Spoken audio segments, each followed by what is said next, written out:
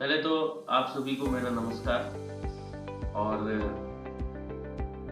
दोबारा से मैं आपको वीडियो के माध्यम से किसी और अनदर टॉपिक के बारे में बताने जा रहा हूँ। सबसे पहले मैं आपको उसी बात को रिपीट करना चाहूँगा जो मैंने पिछली बार की वीडियो में भी आपको रिपीट की, और शायद आप जानते हैं कि आज भारत में एक महामारी जिसने कि लोगों को अच्छी तरह से जकड़ के रखा हुआ है, कोरोना वायरस की।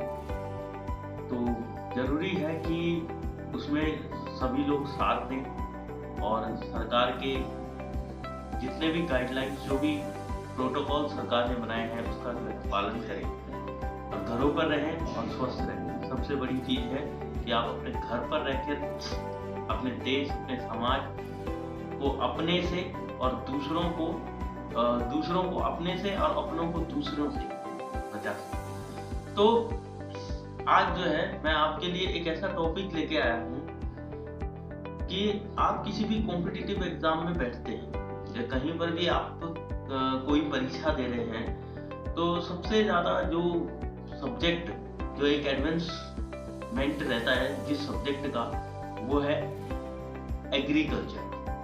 मैं आज आपको एग्रीकल्चर के ही बारे में बताने वाला हूँ। और जैसा कि मैं आपको ये भी बताऊंगा कि एग्रीकल्चर में जो IoT है उसका क्या योगदान है, वो किस तरह से एग्रीकल्चर को स्मार्ट बनाने के लिए उसका यूज किया जाए। सबसे पहले हम टू द पॉइंट एक बात कर लेते हैं कि एग्रीकल्चर होता क्या है। देखिए, एग्रीकल्चर एक लैटिन वर्ड है। एग्रीकल्चर दो शब्दों से मिलकर बना है, एक एगर है और एक कल्चर है। एगर को हम सॉइल से डिनोट करते हैं। एगर का मतलब ही सॉइल होता है। सॉइल मतलब मिट्टी। आप क्या कर रहे हैं, और कल्चर मतलब होता है संस्कृति। सीधा सीधा अगर आप एग्रीकल्चर को जोड़ के देखेंगे तो ऐसा नहीं बोलेंगे कि मिट्टी का कल्चर, नहीं, आप ये बोलेंगे कि जो एग्रीकल्चर होती है वो आप पौधों या पशुओं के, आप वहां पर क्या करते हैं एग्रीकल्चर में। आप ये नहीं बोलेंगे कि आप सिर्फ पौधों का उत्पादन कर रहे हैं, उसमें कुछ आपको मैं आगे बताऊंगा जबकि एग्रीकल्चर की बहुत सारी ब्रांचेस हैं जो उनके बारे में, तो तब आपको समझ में आएगा कि एग्रीकल्चर वास्तव में सिर्फ पौधों तक सीमित नहीं है। एग्रीकल्चर अपने आप में एक ब्रॉड सब्जेक्ट है, ठीक है। तो सबसे पहले ये जान लीजिए, जैसे फसल का उत्पादन करना, पशुओं के लिए चारा का उत्पादन करना, या आप खेती बाड़ी जो करते हैं, वो सारा एग्रीकल्चर का पार्ट है। लेकिन उसके अलावा जैसे डेयरी फार्मिंग, ये भी एग्रीकल्चर का ही पार्ट है। जैसे सब्जियां उगाना, इसको जब हम बात सब्जियों की करते हैं ना, तो सब्जियों को उगाने की जो साइंस होती है उसे ओलेरीकल्चर बोलते हैं। तो उसमें हम वेजिटेबल साइंस भी बोल सकते हैं उसे। हम उसमें वेजिटेबल्स के बारे में पढ़ते हैं। वैसे ही हम फ्रूट प्रोडक्शन, ठीक है, जो फलों का उत्पादन किया जाता है, वो भी it's a part of agriculture. ये भी एग्रीकल्चर का ही पार्ट है।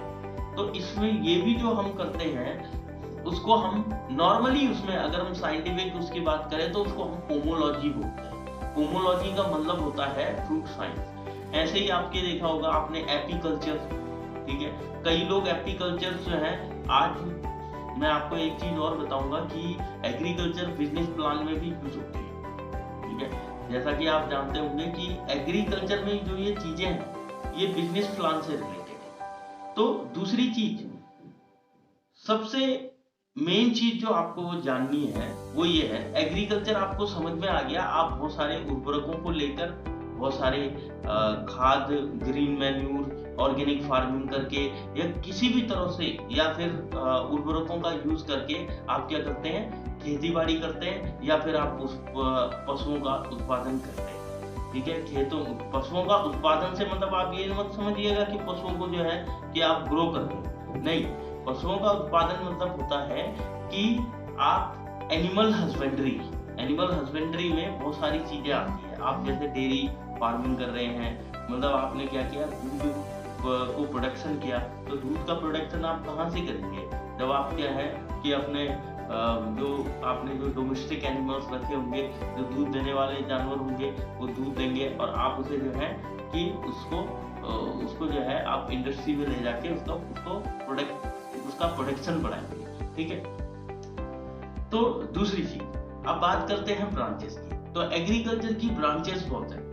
पहले तो मैं आपको बता दूं कि एग्रीकल्चर में प्लांट और एनिमल साइंस दोनों आते हैं, ठीक है।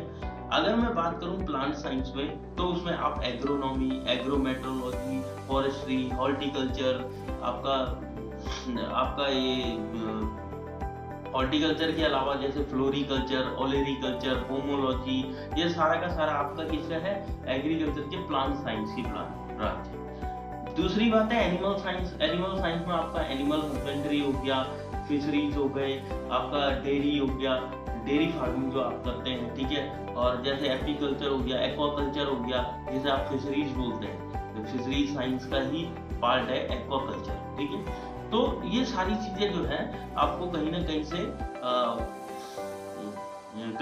से एक तरफ से एक बोल सकते हैं कि इसका आधुनिकीकरण, मतलब मॉडर्नाइजेशन होना बहुत जरूरी है। देखिए आज की डेट में आप देख रहे हों कि लोग ज्यादातर पोल्ट्री फार्म, डेयरी फार्मिंग और इसके अलावा जैसे फ्लोरिकल्चर, ये जो डेकोरेटिव जो फ्लावर्स होते हैं उसके लिए, तो ये एक तरफ से क्या है कि आज लोग इनकी ओर ज्यादा अट्रैक्टिव, ज्यादा इनकी ओर खींचे जा रहे हैं। क्यों?